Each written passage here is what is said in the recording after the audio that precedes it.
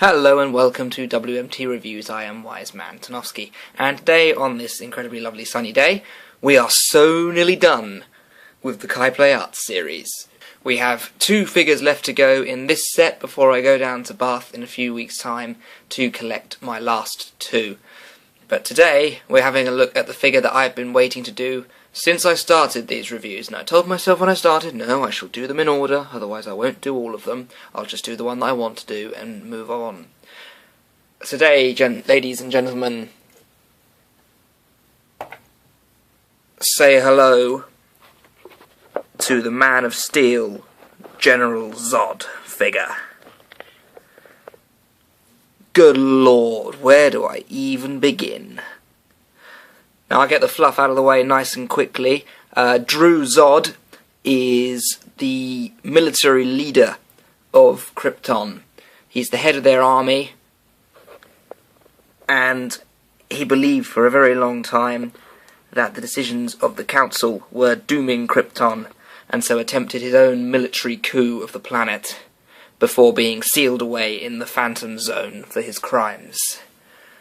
And although Michael Shannon's portrayal of him in Man of Steel wasn't the most popular, I believe probably the most popular portrayal of him would be Terence Stamp in Superman 1 and 2. I have to admit, I really like Man of Steel. I absolutely love that film, and I absolutely love how amazing the evil Kryptonians looked. As you can see here, General Zod is cast in his Kryptonian environment armour, which is designed to keep his body protected from adverse environment conditions.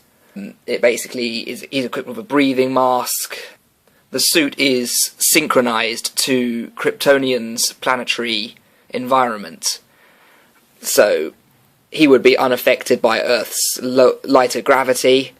But obviously, as time would go on, he would find eventually that he doesn't need the armour, because he can just kick ass in his normal jumpsuit.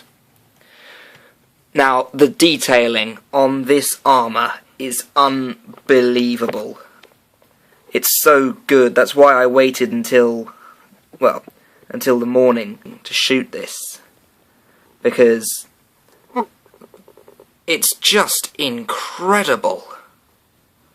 The level of detail in this thing is just unbelievable. Bring it around to the back here. It's mostly just the cape, this great big flowing black shroud of a cape, and in between the joints on the armour you can see his Kryptonian jumpsuit, which is infinitely preferable to spandex. Now, posability wise, General Zod is just as posable as every other Kai Play Arts figure, except his armour in some instances does hinder his movement. Now, his head is on a ball joint, which you can't really make use of while he has his breathing mask on. The shoulder pads on his armour do go up and down with his shoulders, but the joints in his shoulders, I've tried on a number of occasions to get these shoulders to move. I just feel like I'm going to break it. I mean, that is applying as much force as I want to apply on a £60 figure, and it barely moves at all. I've just seen something drop from there, so I'm going to stop touching it now. So he does have the joints in the shoulder, but you can't really use them at all. He's got a ball and ratchet joint in the elbow, a ball joint in the wrist. He's got the bane joint in his chest, but again, because of the armour, it doesn't really move all that much. 2 joints in his hip, the double joints in the knee, and a ball joint at the heel. So, while he is just as posable, technically speaking, as the other figures, because of the armour, it doesn't really move all that much.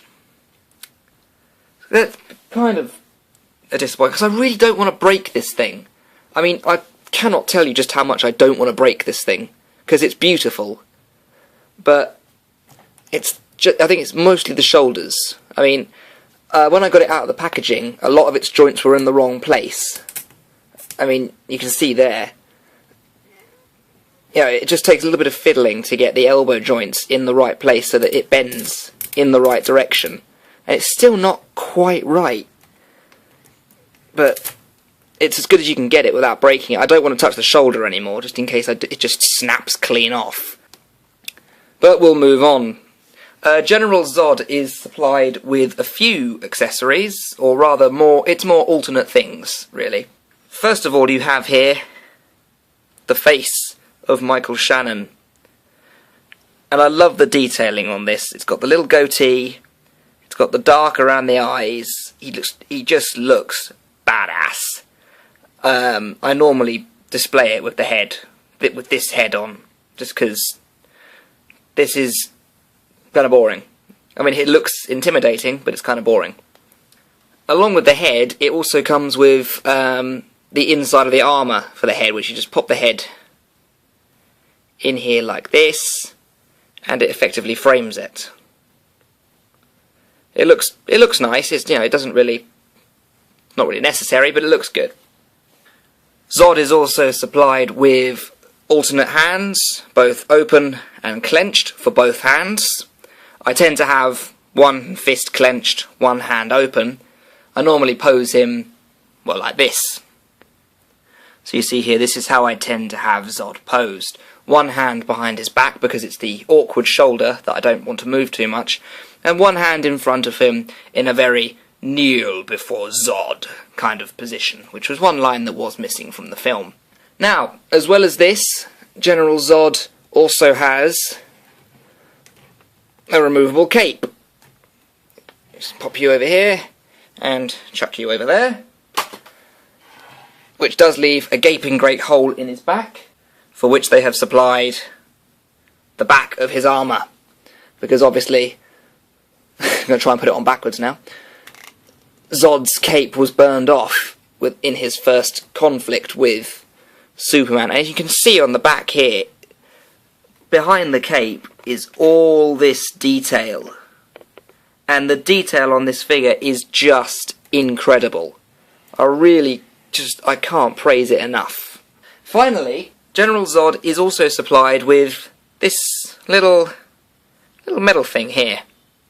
I don't know what it is. The instructions say it goes in here and it goes over his mouth as a sort of a breather. I can't make it peg in. Is that it? No, just falls clean off. I don't know. Feel free to comment and let me know what the hell it is, because I don't know. The only problem I have with this figure, besides this joint in his shoulder, is the ball joint on his neck that the head plugs into. It's a bit too loose, especially if you're going to try and put the bit that frames around his head in. And more often, like, when you're trying to apply that, it's not going to do it now. It's going to behave. Aren't you? You're going to behave, aren't you? Sometimes, General Zod, I hate you, but most of the time you're amazing. But from the sides, if I bring the camera up here a bit, the ball joint in his neck is really obvious. And you bring it around this side, so it's only really from the front that it's well hidden. But even so, it's a fantastic figure, and I was so excited to get hold of this guy. So, where does General Zod belong on the Ausometer? Very high up is the answer. I would put this figure on par with the Poison Ivy figure. It's only got really one major flaw, which is the joint in this shoulder, which could just be my figure, but this is a review of my figure. So on my figure, this joint in the shoulder feels really brittle. And I've only ever broken 2 figures in my life. I really don't want to go for 3. And especially not with this guy.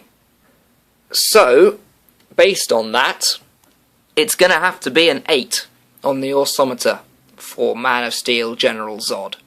If you can get hold of this guy, do it. I picked up mine from Bath Candy Comics, where I get all of my Kai Play Arts figures. The general retail price for it is about £60, which is fair. it really is fair. I mean, just look at the detail on this armour. I've had a look at the Hot Toys release for General Zod, and if I'm being honest, this figure's better. And Hot Toys figures, you know, you're lucky if you're paying less than 200 quid for them. I would not pay 200 quid for a figure that is just as good as this £60 figure that I've got here. So, 8 on the Orsometer for Man of Steel General Zod. Thank you very much for watching. I was Wiseman Tanofsky, and this was WMT Reviews.